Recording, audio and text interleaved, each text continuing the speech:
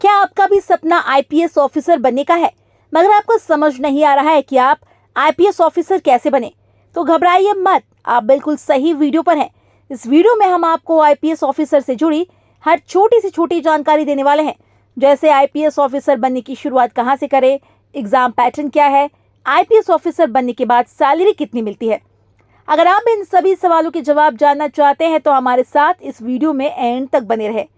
मगर उससे पहले, अगर आप हमारे चैनल पर नए हैं और आपने अब तक हमारे चैनल को सब्सक्राइब नहीं किया, तो चैनल को सब्सक्राइब करके बेल आइकन को प्रेस कर दें, ताकि आपको हमारी आने वाली वीडियोस की नोटिफिकेशन मिलती रहे। तो फिर चलिए बिना टाइम वेस्ट किए वीडियो को स्टार्ट करते हैं। आईपीएस ऑफिसर बनने की शुरुआत कहाँ से करें, ये जानने से पहले आपका ये जानना बेहद ज़रूरी है कि आईपीएस का मतलब क्या होता है, ये कैसी पोस्ट है और आईपीएस ऑफिसर काम कैसे करते हैं। आईपीएस क्या है? आईपीएस का full form Indian police service है। यह एक अधिकारी रैंक की पोस्ट है जिसमें आईपीएस ऑफिसर प्रशासनिक अधिकारी की भूमिका निभाते हैं, जिनका काम कानून और व्यवस्था को बनाए रखना होता है। ये काम काफी चुनौतीपूर्ण और संघर्षों से भरा पड़ा है, इसीलिए एक आईपीएस ऑफिसर बनना किसी चुनौती और संघर्ष से कम नहीं है। इस पद के लिए प्रत्येक वर्ष यूपीएससी द्वारा आवेदन जारी किए जाते हैं, जिसमें बड़ी तादाद में कैंडिडेट्स आवेदन भी करते हैं। आवेदन के कुछ समय बाद यूपीएससी आईपीएस के लिए एग्जाम कंडक्ट कराती है, जिसमें पार्टिसिपेट तो बहुत सारे कैंडिडेट करते हैं, मगर इस एग्जाम को क्रैक बस कुछ ही कैंडिडेट कर पाते हैं। वैसे यहाँ स्टूडेंट्स की असफलता के पीछे बहुत बड़ा कारण सीट का कम होना बताया गया है, मगर उससे भी बड़ा कारण यहाँ इस एग्जाम को लेकर स्टूडेंट्स की अधूरी जानकारी होती है। इसीलिए अगर आप भी आईपीएस ऑफिसर बनने की सोच रहे हैं, तो आप आईपीएस ऑफिसर कैसे बने, ये जानने से पहले चलिए आप ये जान लीजिए कि आईपीएस ऑफिसर बनने के लिए क्या योग्यता मांगी जाती है। आईपीएस ऑफिसर बनने के लिए क्या योग्यता होनी चाहिए? आईपीएस ऑफिसर बनने के लिए एक स्टूडेंट के पास कई सारी योग्यताओं का होना जरूरी है, लेकिन अगर सबसे पहले योग्यता की बात करें तो वो है शैक्षणिक योग्यता। आज के समय में आईपीएस ऑफिसर बनने के लिए स्टूडेंट्स का किसी मान्यता प्राप्त कॉलेज या यूनिवर्सिटी से स्नातक यानी ग्रेजुएट होना जरूरी है, या फिर अगर कोई स्टूडेंट स्नातक के अंतिम वर्ष में भी है तो भी वो इस परीक्षा में शामिल हो सकता है। दोस्तों, एजुकेशन क्वालिफिकेशन के अलावा यहाँ स्टूडेंट्स की एज भी मैटर करती है। यूपीएससी द्वारा दी गई गाइडलाइंस में वही स्टूडेंट्स आईपीएस का एग्जाम दे सकते हैं जिनकी एज 21 से 32 साल के बीच हो। पर अगर आपकी एज कुछ ज़्यादा है तो आपको परेशान होने की ज़रूरत नहीं है, क्योंकि कास्ट और कैटेगरी के अकॉर्डिंग यूपीएससी अपने कैंडिडेट को एज में कुछ छूट देता है। फॉर एग्जाम्पल, ओबीसी यानी अदर बैकवर्ड क्लासेस को यूपीएससी द्वारा 3 साल का रिलैक्सेशन दिया जाता है। यानी अगर आप ओबीसी कैटेगरी से बिलोंग करते हैं तो आप 35 साल की एज तक इस एग्ज़ाम को दे सकते हैं। इसके अलावा एससी और एसटी कैटेगरी को भी एज में 5 साल की छूट दी जाती है, जिससे उनकी मैक्सिमम एज लिमिट 32 से बढ़कर 37 साल हो जाती है।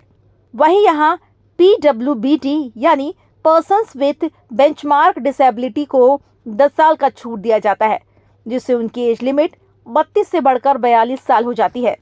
पर दोस्तों, आप ध्यान दीजिएगा, अगर आप जनरल कैटेगरी से बिलोंग करते हैं तो आपको एज में कोई छूट नहीं मिलेगी। इसीलिए अपने एज को ध्यान में रखते हुए इस एग्ज़ाम की प्रिपरेशन करें। शैक्षणिक योग्यता और एज लिमिट के अलावा एक आईपीएस ऑफिसर बनने के लिए आपका शारीरिक रूप से फिट होना ज़रूरी है। इसी को ध्यान में रखकर यूपीएससी अपने कैंडिडेट्स के लिए कुछ क्राइटेरिया तय किए हुए हैं, जिसके अकॉर्डिंग आईपीएस ऑफिसर बनने के लिए मेल कैंडिडेट की हाइट 165 सेंटीमीटर होनी चाहिए।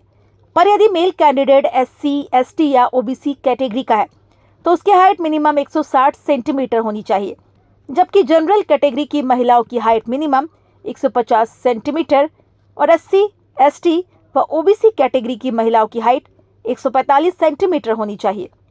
हाइट के अलावा यहाँ कैंडिडेट्स की आंखों का वजन भी चेक किया जाता है, जिसमें सभी कैटेगरी के कैंडिडेट्स की आंखों का वजन 6/6 या 6/9 होना चाहिए, जबकि कमजोर आंखों का वजन 6/12 या 6/9 होना जरूरी है। दोस्तों, अगर आप यूपीएससी द्वारा तय किए गए इन सभी योग्यताओं में फिट बैठते हैं तो फिर आप आईपीएस ऑफिसर बनने के लिए योग्य माने जाएंगे। इसलिए चलिए अब हम एग्जाम पैटर्न को समझ लेते हैं ताकि आप अपनी तैयारी अच्छे से कर सके और इस एग्ज़ाम को क्रैक करके अपना और अपने परिवार का सपना पूरा कर सके। एग्ज़ाम पैटर्न क्या है, चलिए जान लेते हैं। आपको आईपीएस ऑफिसर बनने के लिए यूपीएससी द्वारा कंडक्ट किए जाने वाले सिविल सेवा परीक्षा में भाग लेना होगा। आपकी जानकारी के लिए मैं बता दूं, ये परीक्षा साल में सिर्फ एक बार होती है और ये 3 चरणों में होती है, जिसमें प्रीलिम्स, मेंस और इंटरव्यू शामिल है। चलिए अब इनके बारे में हम डिटेल में समझ लेते हैं। सबसे पहले यहाँ प्रीलिम्स एग्जाम को समझेंगे। प्रीलिम्स एग्जाम दोस्तों, प्रीलिम्स एग्जाम के तहत कैंडिडेट को 2 टेस्ट देने होते हैं। नंबर 1 जनरल एबिलिटी टेस्ट और number 2 civil services aptitude test. ये दोनों ही टेस्ट ऑब्जेक्टिव टाइप होते हैं, जिसे कैंडिडेट्स अपनी सुविधा के अनुसार हिंदी या इंग्लिश किसी भी भाषा में दे सकते हैं। जनरल एबिलिटी टेस्ट में 100 क्वेश्चंस पूछे जाते हैं। यहाँ पर हर एक क्वेश्चन के लिए कैंडिडेट्स को 2 मार्क्स मिलते हैं, यानी जनरल एबिलिटी टेस्ट 200 अंक का होता है। वहीं सिविल सर्विसेज एप्टीट्यूड टेस्ट में 80 क्वेश्चन पूछे जाते हैं। यहाँ कैंडिडेट्स को हर एक क्वेश्चन के लिए 2.5 अंक दिए जाते हैं, जिससे ये पेपर भी 200 अंक का हो जाता है। ध्यान रखने वाली बात यह है कि इन दोनों ही पेपर्स में नेगेटिव मार्किंग है। यहाँ 3 क्वेश्चन का गलत जवाब देने पर एक सही जवाब को हटा दिया जाता है। पर दोस्तों, आपको डरने की जरूरत नहीं। प्रीलिम्स बस एक क्वालिफाई टेस्ट है, जिसमें लगभग 33% अंक लाने पर आप मेंस में पहुंच जाते हैं। मेंस एग्जाम में पहुंचे कैंडिडेट को 9 पेपर देने होते हैं। इन 9 पेपर में 7 मेरिट तो वहीं 2 पेपर क्वालिफाइंग करने होते हैं।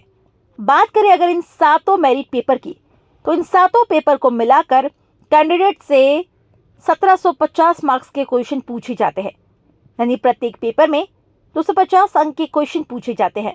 इसके अलावा 2 क्वालिफाइंग पेपर के लिए कैंडिडेट से 300 अंक के क्वेश्चन पूछे जाते हैं, जिन्हें सॉल्व करने के लिए उन्हें 3 घंटे का समय दिया जाता है। ये सभी पेपर ऑफलाइन होते हैं, जहां कैंडिडेट अपनी चुनी गई भाषा से इस पेपर को देते हैं। इस पेपर को देने के बाद कैंडिडेट तीसरे राउंड यानी इंटरव्यू में पहुंच जाते हैं। इंटरव्यू, अगर आप प्री और मेंस को क्लियर करके इंटरव्यू में पहुंच जाते हैं, तो जाहिर सी बात है आप एक मेहनती इंसान हैं, इसीलिए आपको बिल्कुल भी इंटरव्यू से डरने की जरूरत नहीं है। इंटरव्यूअर कैंडिडेट से सामाजिक और निजी मुद्दों पर सवाल पूछते हैं, ताकि वो कैंडिडेट्स की पर्सनालिटी और ब्रेन कैपेसिटी की जांच परख सके। इंटरव्यू कुल 275 मार्क्स का होता है, जहां कैंडिडेट की परफॉर्मेंस के अकॉर्डिंग उन्हें मार्क्स मिलते हैं। ये मार्क्स आपके मेरिट लिस्ट में भी जुड़ते हैं। इसीलिए दोस्तों, आप इस बात का ध्यान रखिए कि मेंस और इंटरव्यू में की गई मेहनत ही आपके आईपीएस बनने के सपने को साकार करेगी। उम्मीद है यहाँ एग्जाम पैटर्न तो आप अच्छे से समझ गए होंगे। चलिए अब जान लेते हैं आईपीएस ऑफिसर बनने के बाद आपको कितनी सैलरी मिलेगी। आईपीएस ऑफिसर की कितनी सैलरी होती है? एक आईपीएस ऑफिसर की सैलरी उसके पद व प्रतिष्ठा को देखते हुए वेतन के साथ साथ अन्य प्रकार के भत्ते के रूप में दिए जाते हैं। एक आईपीएस ऑफिसर की शुरुआती सैलरी 56,100 रुपये प्रति माह होती है। ये महज बेसिक सैलरी है। इसके अलावा उन्हें हर महीने टीए, डीए, एचआरए, मोबाइल समेत कई भत्ते मिलते हैं। कुल मिलाकर आईपीएस या आईएएस अधिकारी की शुरुआती इन हैंड सैलरी 1 लाख रुपए प्रति माह से ज्यादा होती है, जो समय, प्रमोशन और रैंक बढ़ने के साथ बढ़ती जाती है। तो दोस्तों, आज के लिए बस इतना ही। अगर आपने वीडियो को पूरा देखा है तो आपको आईपीएस ऑफिसर से जुड़ी ऑलमोस्ट सारी इन्फॉर्मेशन मिल गई होगी। लेकिन अभी भी अगर आपके मन में इस कोर्स से रिलेटेड किसी तरह का कोई डाउट है, तो आप हमसे कमेंट करके पूछ सकते हैं। हम आपके डाउट्स को क्लियर करने की पूरी कोशिश करेंगे। चलिए दोस्तों, अब मैं आपसे मिलती हूँ नेक्स्ट वीडियो में अलग टॉपिक के साथ। तब तक के लिए बाय बाय, टेक केयर।